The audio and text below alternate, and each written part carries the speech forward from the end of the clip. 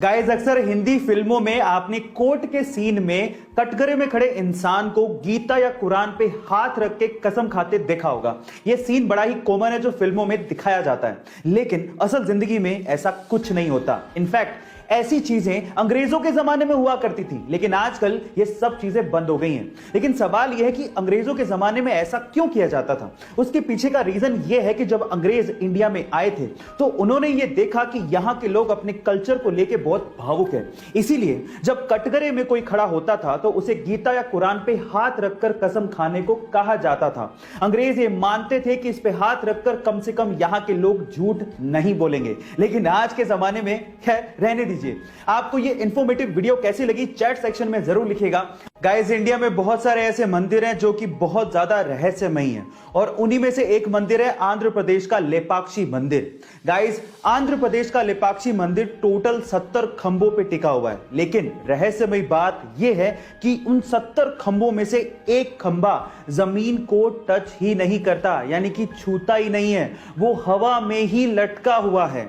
अब ऐसा क्यों है और इसके पीछे का क्या रहस्य है, इसके बारे में तो कोई नहीं जानता, लेकिन यहां के श्रद्धालुओं की यह मान्यता है कि जो भी इस लटके हुए खंबे के नीचे से कपड़ा निकालता है उसे सुख और समृद्धि की प्राप्ति होती है। गाइस, क्या इसके पहले तक यह रहस्यमयी चीज आपको पता थी? और अगर नहीं पता थी तो चैट सेक्शन में जरूर लिखें। हमारी भारतीय संस्कृति को हम तो भूलते जा रहे हैं, लेकिन बाहर के लोग इसे अपना रहे हैं। जैसे कि भारतीय संस्कृति के अनुसार नीचे बैठकर पालथी मारकर भोजन करना एक अच्छी आदत है, और ये ऐसे ही नहीं है, इसके पीछे एक वैज्ञानिक तर्क भी है। वो क्या है मैं आपको बताता हूं।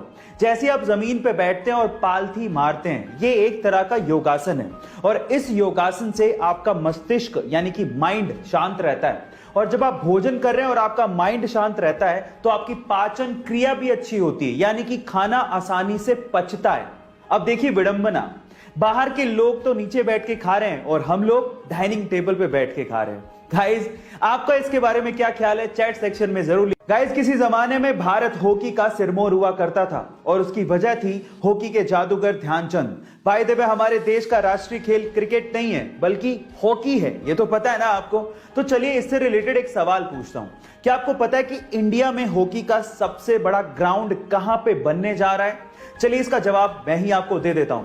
इंडिया में हॉकी का सबसे बड़ा ग्राउंड ओडिशा के राउरकेला में बनने जा रहा है, जिसकी कैपेसिटी 20,000 दर्शकों की होगी। अगर कोरोना की सिचुएशन खत्म हो गई तो लगभग 20,000 लोग एक साथ हॉकी का मजा उस ग्राउंड पे ले पाएंगे।